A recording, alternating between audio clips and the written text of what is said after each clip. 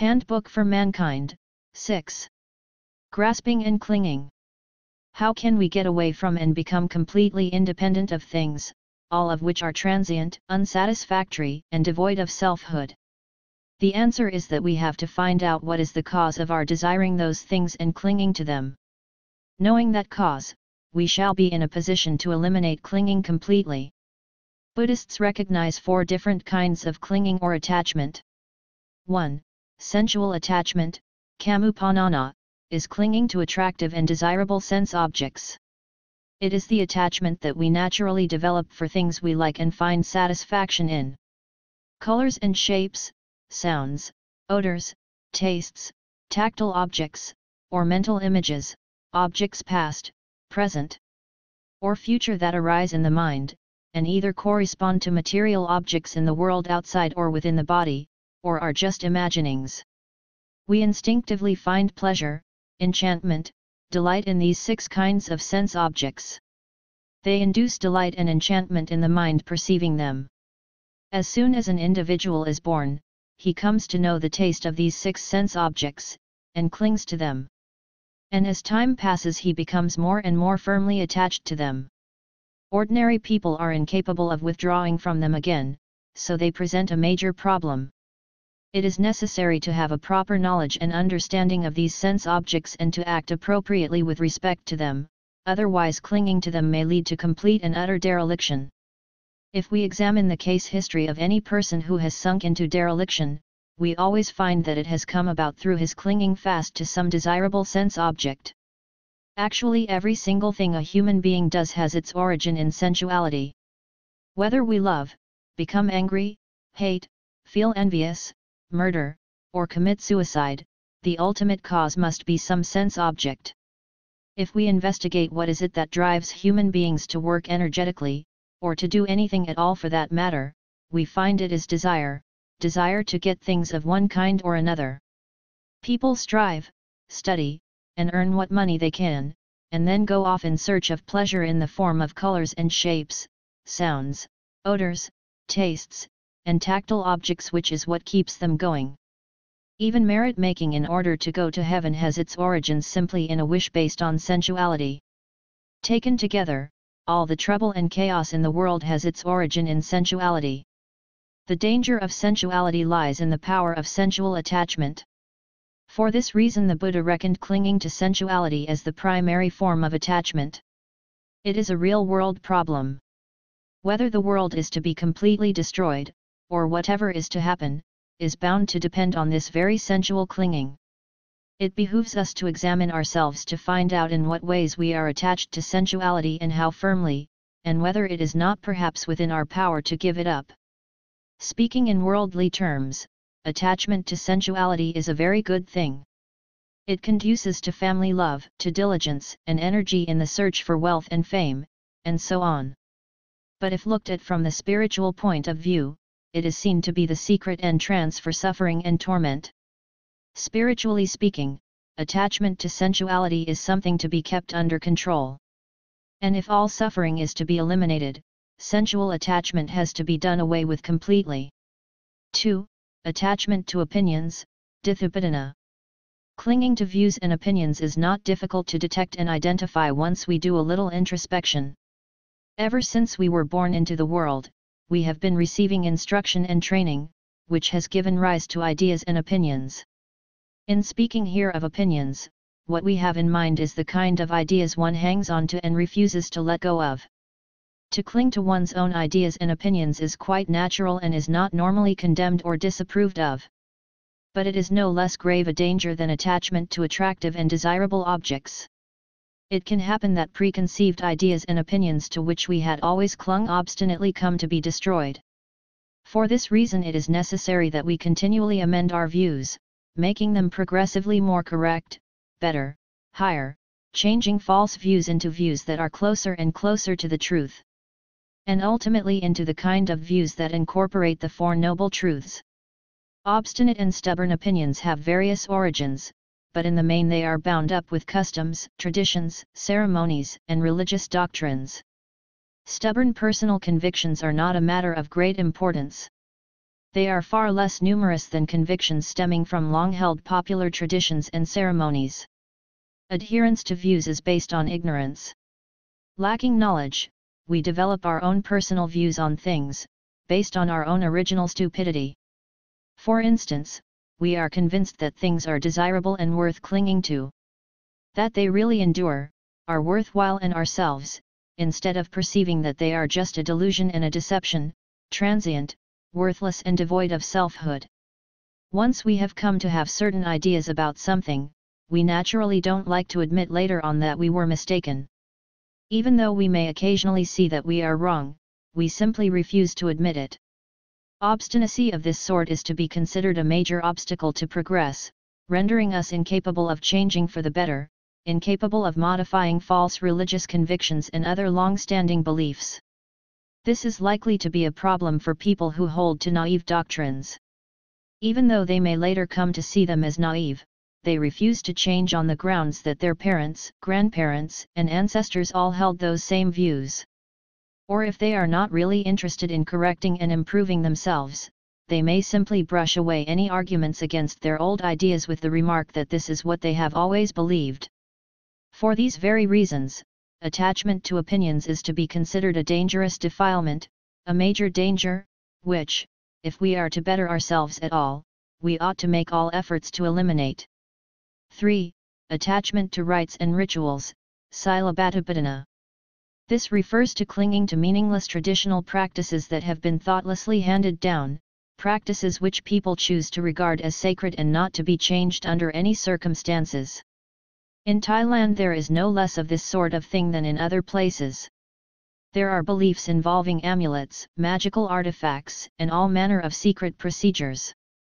There exist, for instance, the beliefs that on rising from sleep one must pronounce a mystical formula over water and then wash one's face in it. That before relieving nature one must turn and face this and that point of the compass, and that before one partakes of food or goes to sleep there have to be other rituals. There are beliefs in spirits and celestial beings, in sacred trees and all manner of magical objects. This sort of thing is completely irrational. People just don't think rationally, they simply cling to the established pattern. They have always done it that way and they just refuse to change. Many people professing to be Buddhists cling to these beliefs as well and so have it both ways. And this even includes some who call themselves Bhikkhus, disciples of the Buddha. Religious doctrines based on belief in God, angels, and sacred objects are particularly prone to these kinds of views. There is no reason why we Buddhists should not be completely free of this sort of thing. The reason we have to be free of such views is that if we practice any aspect of Dhamma unaware of its original purpose, unconscious of the rationale of it, the result is bound to be the foolish, naive assumption that it is something magical. Thus we find people taking upon themselves the moral precepts or practicing Dhamma, purely and simply to conform with the accepted pattern, the traditional ceremonial, just to follow the example that has been handed down. They know nothing of the rationale of these things, doing them just out of force of habit. Such firmly established clinging is hard to correct. This is what is meant by thoughtless attachment to traditional practices. Insight meditation or tranquility meditation as practiced nowadays, if carried out without any knowledge of rhyme and reason and the real objectives of it, is bound to motivated by grasping and clinging, misdirected, and just some kind of foolishness. And even the taking of the precepts, 5, 8, or 10, or however many, if done in the belief that one will thereby become a magical, supernatural, holy individual possessing psychic or other powers, becomes just misdirected routine, motivated simply by attachment to rite and ritual. It is necessary, then, that we be very cautious. Buddhist practice must have a sound foundation in thought and understanding and desire to destroy the defilements. Otherwise it will be just foolishness, it will be misdirected, irrational and just a waste of time. 4. Attachment to the idea of selfhood, Attavadupadana. The belief in selfhood is something important and also something extremely well concealed. Any living creature is always bound to have the wrong idea of me and mine. This is the primal instinct of living things and is the basis of all other instincts. For example, the instinct to seek food and eat it, the instinct to avoid danger, the instinct to procreate, and many others consist simply in the creature's instinctive awareness of a belief in its own selfhood. Convinced first of all of its own selfhood, it will naturally desire to avoid death, to search for food and nourish its body, to seek safety, and to propagate the species. A belief in selfhood is, then, universally present in all living things. If it were not so, they could not continue to survive.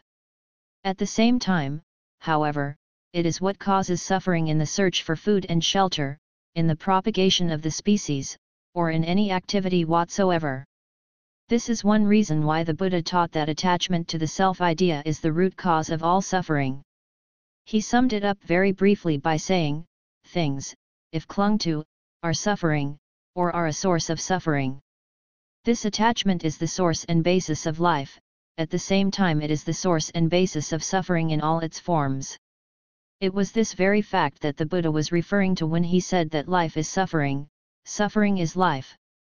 This means the body and mind, 5 aggregates, which are clung to are suffering.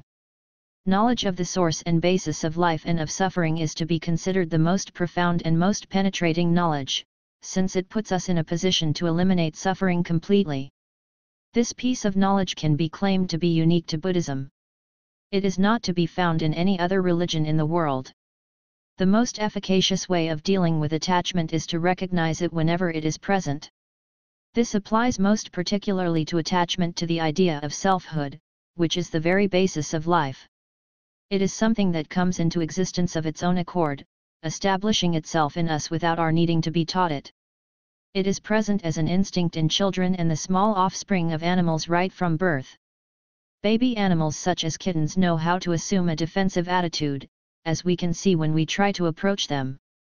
There is always that something, the self present in the mind, and consequently this attachment is bound to manifest. The only thing to do is to rein it in as much as possible until such time as one is well advanced in spiritual knowledge. In other words, to employ Buddhist principles until this instinct has been overcome and completely eliminated. As long as one is still an ordinary person, a worldling, this instinct remains unconquered. Only the highest of the Aryans, the Arahant, has succeeded in defeating it. We must recognize this as a matter of no small importance. It is a major problem common to all living creatures.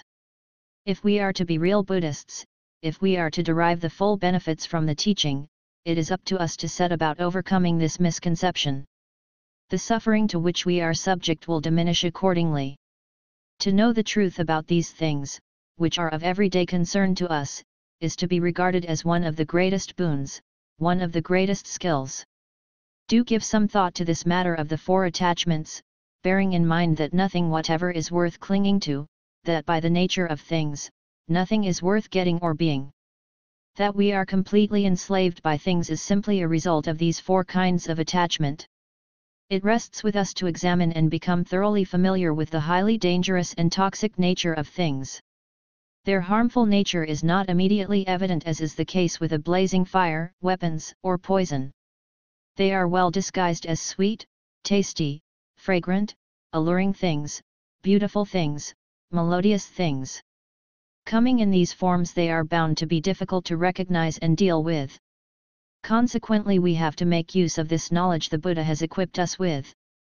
We have to control this unskillful grasping and subdue it by the power of insight. Doing this, we shall be in a position to organize our life in such a way that it becomes free of suffering, free of even the smallest trace of suffering. We shall be capable of working and living peacefully in the world, of being undefiled, enlightened and tranquil. Let us sum up. These 4 forms of attachment are the only problem that Buddhists or people who wish to know about Buddhism have to understand. The objective of living a holy life, Brahmacharya, in Buddhism is to enable the mind to give up unskillful grasping. You can find this teaching in every discourse in the texts which treats of the attainment of arahantship. The expression used is the mind freed from attachment. That is the ultimate. When the mind is free from attachment, there is nothing to bind it and make it a slave of the world. There is nothing to keep it spinning on in the cycle of birth and death, so the whole process comes to a stop, or rather, becomes world-transcending, free from the world. The giving up of unskillful clinging is, then, the key to Buddhist practice. Handbook for Mankind, 7. The Threefold Training. In this chapter we shall examine the method to be used for eliminating clinging. The method is based on 3 practical steps, namely morality, concentration, and insight, known collectively as the Threefold Training. The first step is morality, sila. Morality is simply suitable behavior, behavior that conforms with the generally accepted standards and causes no distress to other people or to oneself. It is coded in the form of 5 moral precepts, or 8, or 10, or 227, or in other ways. It is conducted by way of body and speech aimed at peace, convenience, and freedom from undesirable effects at the most basic level. It has to do with the members of a social group and the various pieces of property essential to living. The second aspect of the threefold training is concentration, samadhi. This consists in constraining the mind to remain in the condition most conducive to success in whatever he wishes to achieve. What is concentration? No doubt most of you have always understood concentration as implying a completely tranquil mind, as steady and unmoving as a log of wood. But merely these 2 characteristics of being tranquil and steady are not the real meaning of concentration. The basis for this statement is an utterance of the Buddha. He described the concentrated mind as fit for work, kamaniya, in a suitable condition for doing its job. Fit for work is the very best way to describe the properly concentrated mind. The third aspect is the training in insight, panna, the practice and drill that gives rise to the full measure of right knowledge and understanding of the true nature of all things. Normally we are incapable of knowing anything at all in its true nature. Mostly we either stick to our own ideas or go along with popular opinion, so that what we see is not the truth at all. It is for this reason that Buddhist practice includes this training in insight, the last aspect of the threefold training, designed to give rise to full understanding of and insight into the true nature of things. In the religious context, understanding and insight are not by any means the same. Understanding depends to some extent on the use of reasoning, on rational intellection. Insight goes further than that. An object known by insight has been absorbed, it has been penetrated to and confronted face to face. The mind has become thoroughly absorbed in it through examination and investigation so sustained that there has arisen a non-rational but genuine and heartfelt disenchantment with that thing and a complete lack of emotional involvement in it.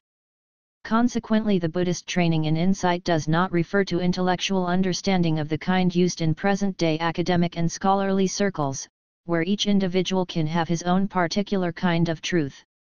Buddhist insight must be intuitive insight, clear and immediate, the result of having penetrated to the object by one means or another, until it has made a definite and indelible impression on the mind. For this reason the objects of scrutiny in insight training must be things that one comes into contact with in the course of everyday living. Or at least they must be things of sufficient importance to render the mind genuinely fed up and disenchanted with them as transient, unsatisfactory, and not selves. However much we think rationally, evaluating the characteristics of transience, unsatisfactoriness, and non-selfhood, nothing results but intellectual understanding. There is no way it can give rise to disillusionment and disenchantment with worldly things. It must be understood that the condition of disenchantment replaces that of desiring the formerly infatuatingly attractive object, and that this in itself constitutes the insight. It is a fact of nature that the presence of genuine, clear insight implies the presence of genuine disenchantment. It is impossible that the process should stop short at the point of clear insight. Disenchantment displaces desire for the object, and is bound to arise immediately. Training in morality is simply elementary preparatory practice, which enables us to live happily and helps stabilize the mind. Morality yields various benefits, the most important being the preparing of the way for concentration. Other advantages, such as conducing to happiness or to rebirth as a celestial being, were not considered by the Buddha to be the direct aims of morality. He regarded morality as primarily a means of inducing and developing concentration. As long as things continue to disturb the mind, it can never become concentrated. Training in concentration consists in developing the ability to control this mind of ours, to make use of it, to make it do its job to the best advantage. Morality is good behavior in respect of body and speech. Concentration amounts to good behavior in respect of the mind, and is the fruit of thorough mental training and discipline. The concentrated mind is devoid of all bad, defiling thoughts and does not wander off the object. It is in a fit condition to do its job. Even in ordinary worldly situations, concentration is always a necessity. No matter what we are engaged in, we can hardly do it successfully unless the mind is concentrated. For this reason the Buddha counted concentration as one of the marks of a great man. Regardless of whether a man is to be successful in worldly or in spiritual things, the faculty of concentration is absolutely indispensable. Take even a schoolboy. If he lacks concentration, how can he do arithmetic? The sort of concentration involved in doing arithmetic is natural concentration and is only poorly developed. Concentration as a basic element in Buddhist practice, which is what we are discussing here, is concentration that has been trained and raised to a higher pitch than can develop naturally. Consequently, when the mind has been trained successfully, it comes to have a great many very special abilities, powers, and attributes. A person who has managed to derive these benefits from concentration can be said to have moved up a step towards knowing the secrets of nature. He knows how to control the mind, and thus has abilities not possessed by the average person. The perfection of morality is an ordinary human ability. Even if someone makes a display of morality, it is never a superhuman display. On the other hand, the attainment of deep concentration was classed by the Buddha as a superhuman ability, which the Bhikkhus were never to make a display of. Anyone who did show off this ability was considered no longer a good Bhikkhu, or even no longer a Bhikkhu at all. To attain concentration necessitates making sacrifices. We have to put up with varying degrees of hardship, to train and practice, until we have the degree of concentration appropriate to our abilities. Ultimately we shall gain much better results in our work than can the average man, simply because we have better tools at our disposal. So do take an interest in this matter of concentration and don't go regarding it as something foolish and old-fashioned. It is definitely something of the greatest importance, something worth making use of at all times, especially nowadays when the world seems to be spinning too fast and on the point of going up in flames. There is far more need for concentration now than there was in the time of the Buddha. Don't get the idea that it is just something for the people in temples, or for cranks. Now we come to the connection between the training in concentration and the training in insight. The Buddha once said that when the mind is concentrated, it is in a position to see all things as they really are. When the mind is concentrated and fit for work, it will know all things in their true nature. It is a strange thing that the answer to any problem a person is trying to solve is usually already present, though concealed, in his very own mind. He is not aware of it, because it is still only subconscious. And as long as he is set on solving the problem, the solution will not come, simply because his mind at that time is not in a fit condition for solving problems. If, when setting about any mental work, a person develops right concentration, that is, if he renders his mind fit for work, the solution to his problem will come to light of its own accord. The moment the mind has become concentrated, the answer will just fall into place. But should the solution still fail to come, there exists another method for directing the mind to the examination of the problem, namely the practice of concentrated introspection referred to as the training in insight.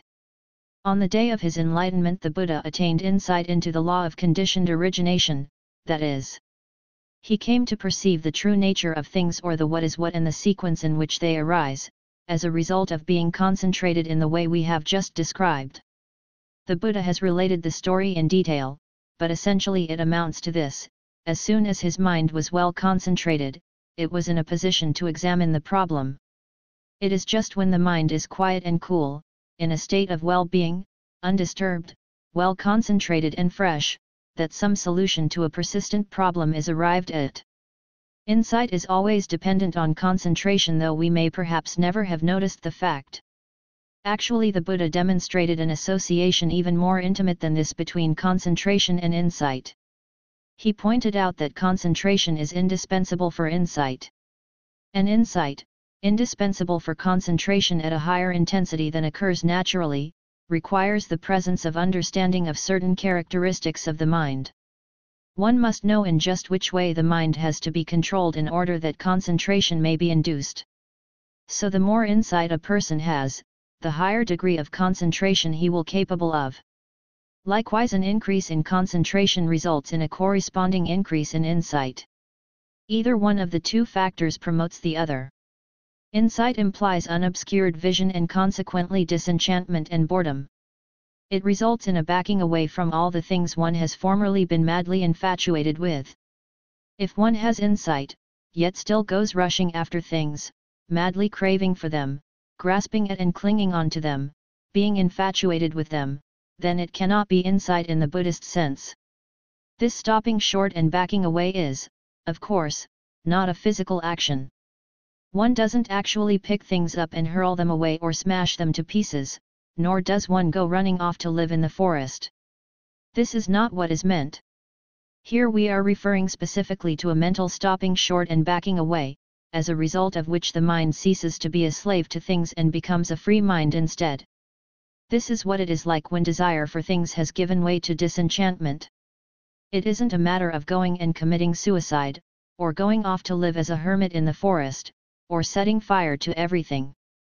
Outwardly one is as usual, behaving quite normally with respect to things. Inwardly, however, there is a difference.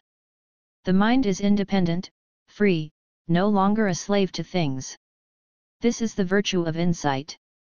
The Buddha called this effect deliverance, escape from slavery to things, in particular the things we like. Actually, we are enslaved by the things we dislike too. We are enslaved insofar as we cannot help disliking them and are unable to remain unmoved by them. In disliking things, we are being active, we are becoming emotional about them. They manage to control us just as do the things we like, affecting each of us in a different way.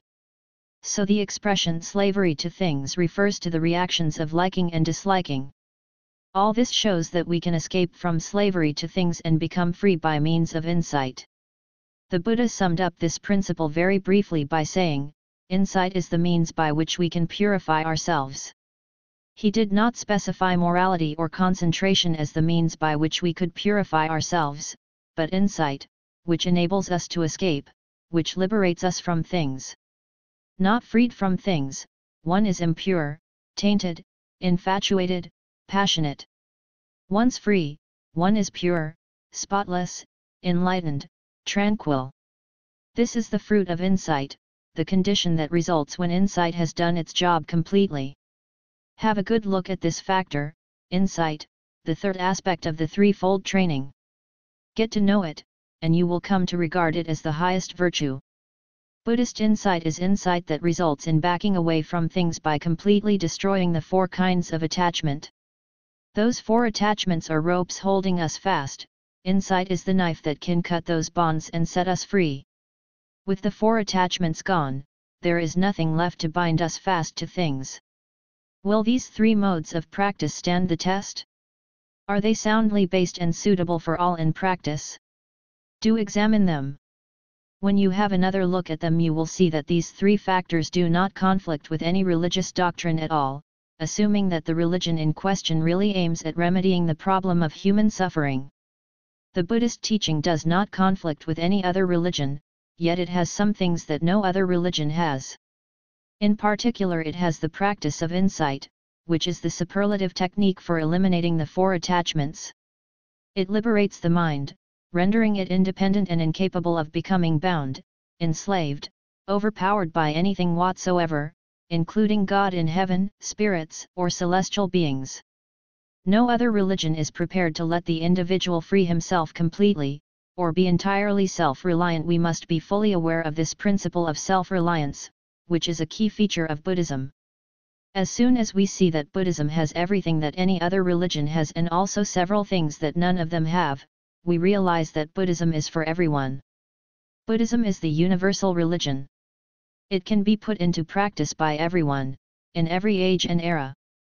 People everywhere have the same problem, to free themselves from suffering which is inherent in birth, aging, pain and death, suffering which stems from desire, from grasping.